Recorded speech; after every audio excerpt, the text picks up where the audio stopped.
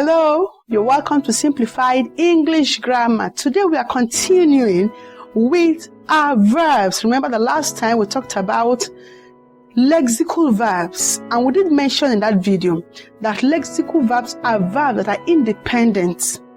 They can stand on their own. They do not need any helper to make a complete sense. Today we'll be continuing with auxiliary verbs. Auxiliary verbs. What are auxiliary verbs? Auxiliary verbs are also called helping verbs. Helping, remember your auxiliary nurse? Yes, helping the nurse. So this particular kind of verb helps. They primarily help the main verb in a sentence and also assist in forming tenses.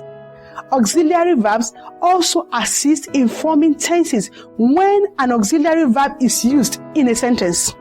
It normally precedes the verb it is helping. It normally precedes the verb it is helping. In other words, it comes before the verb it is helping. So let's take some example. What are those examples of such auxiliary verbs? They are is, are, were, must, can, shall. Auxiliary verbs are divided into two. Auxiliary verbs are divided into two. Number one, we have the primary auxiliary verbs. The primary auxiliary verb. And secondly, we have the modal auxiliary verbs. So we'll take them one after the other. Primary auxiliary verbs, they are verbs that have special name and must be treated as such.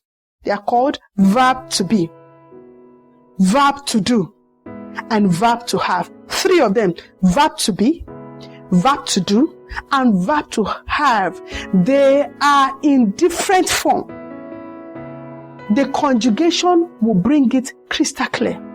Usually, they are often conjugated with the subjective pronoun. Let's see them. First of all, we'll pick verb to be. Special verb. Give it attention. Give it attention. Give it attention. You have to know it as an auxiliary verb. Let's see them. Here are the verb to be earlier mentioned. Here we have the pronouns, the subjective pronouns. I, you, singular, she, he, it, we, you, plural, and they. Now, verb to be, as I said, is a special verb that must be learned consciously and intentionally. Now, having seen the subjective pronoun to which we are going to conjugate this verb, we have it: I am, you are, she is, we are, you are, they are.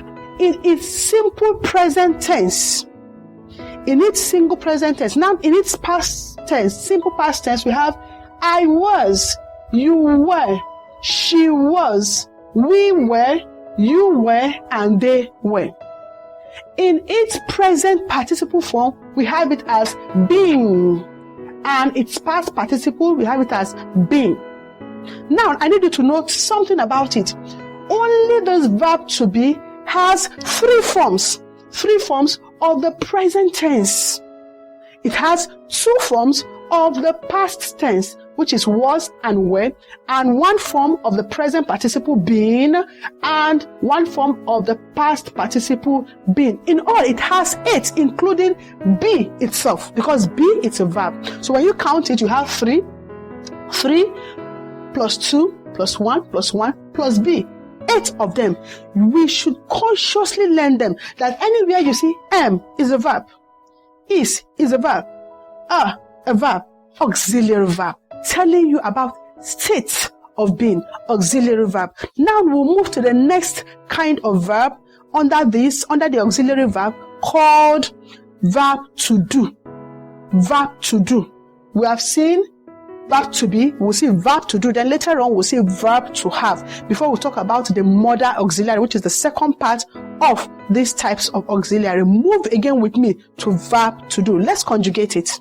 Again, verb to do. Remember, we are talking about primary auxiliary verb. We have looked at the first one, which is verb to be. This is the second one, verb to do.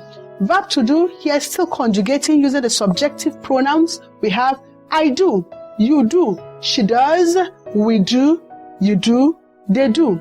In its simple present tense, two forms. In its simple present tense, two forms, we have do and does as applicable to the third person singular.